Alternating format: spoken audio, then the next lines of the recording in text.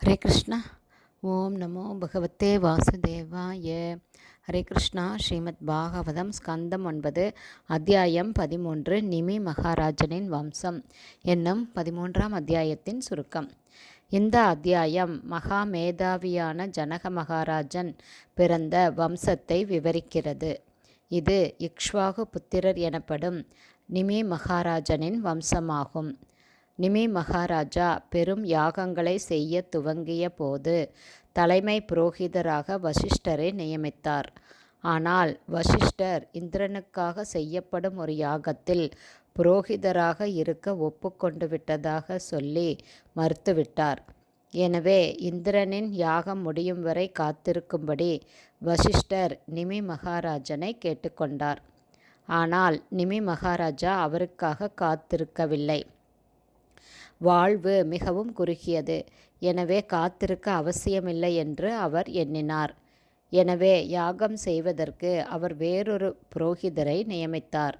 இதனால் பெரும் கோபம் கொண்ட வசிஷ்டர், உன் தேகம் விழட்டும் என்று நிமி மகாராஜனை சபித்துவிட்டார். இப்படி சபிக்கப்பட்ட நிமி ராஜாவும் கோபத்தால் உமது தேகமும் விழட்டும் என்று பதிலுக்கு வசிஷ்டரை சபித்துவிட்டார்.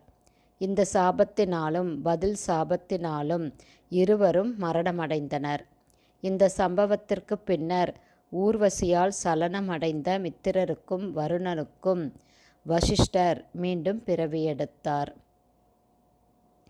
நிமி மகாராஜனின் யாகத்தில் ஈடுபட்டிருந்த புரோகிதர்கள் நிமியின் உடலை வாசனை திரவியங்களை கொண்டு கெடாமல் பாதுகாத்தனர். யாகம் முடிந்ததும் யாக அரங்கத்திற்கு வந்திருந்த தேவர்களிடம் நிமி மகாராஜனுக்கு உயிர் கொடுக்கும்படி புரோகிதர்கள் வேண்டிக் கொண்டனர். ஆனால் ஜட உடல் வெறுக்கத்தக்கது என்று கருதிய நிமி மகாராஜா மற்றொரு ஜட உடலில் பிறவியெடுக்க மறுத்துவிட்டார்.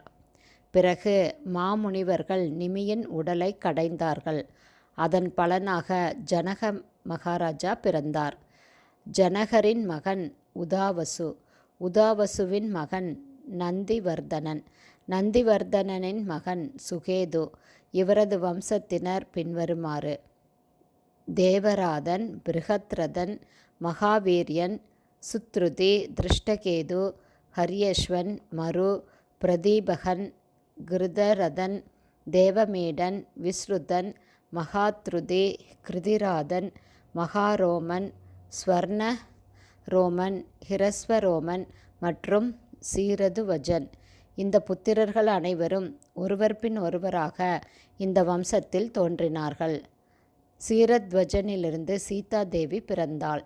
சீரத்வஜனின் மகன் குஷத்வஜன், குஷத்வஜனின் மகன் தர்மத்வஜன்.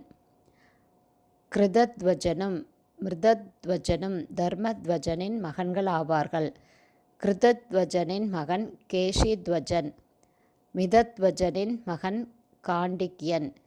கேஷித்வஜன் தன்னுணர்வு பெற்ற ஆத்மாவாக இருந்தார். அவரது மகன் பானுமான். அவரது வம்சத்தினர் பின்வருமாறு: சதத்யும்னன், சுச்சி, சனத்வாஜன், ஊர்ஜகேது, அஜன், புருஜித், அரிஷ்டநேமி, ஸ்ருதாயு, சுபஸ்வகன், சித்திரரதன், க்ஷேமாதி, சமரதன், சத்யரதன், உபகுரு, உபகுப்தன், வஸ்வநந்தன், யுயுதன், சுபாஷணன், ஸ்ருதன், ஜயன், விஜயன், ரிதன், சுனகன், வீதஹவ்யன், திருதி, பகுலாஸ்வன், கிருதி மற்றும் மகாவசி. இந்த புத்திரர்கள் அனைவரும் சிறந்த புலனடக்கம் உள்ளவர்கள் ஆவார்கள்.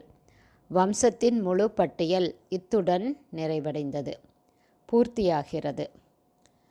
ஹரே கிருஷ்ணா. ஸ்ரீமத் பாகவதம் ஸ்கந்தம் 9 அத்தியாயம் 13 நிமி மகாராஜனின் வம்சம் என்னும் 13ஆம் அத்தியாயத்தின் சுருக்கம் இவ்வாறு நிறைவடைந்தது.